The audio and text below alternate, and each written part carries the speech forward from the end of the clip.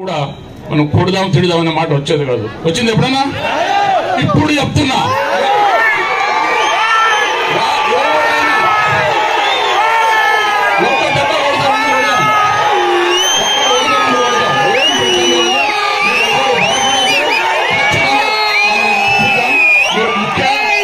కూడా మనం కొడదాం తిడదాం అనే మాట వచ్చేది కాదు. వచ్చింది ఎప్పుడన్నా?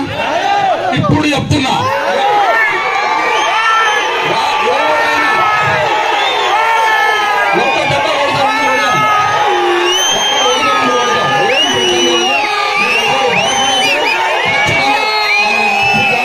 కూడా అనవసరంగా మన కార్యకర్త మన గ్రామ శాఖ అధ్యక్షుడిని మన మిర్చి తోట దున్నారు. ఇట్లాంటివన్నీ చేయొద్దు.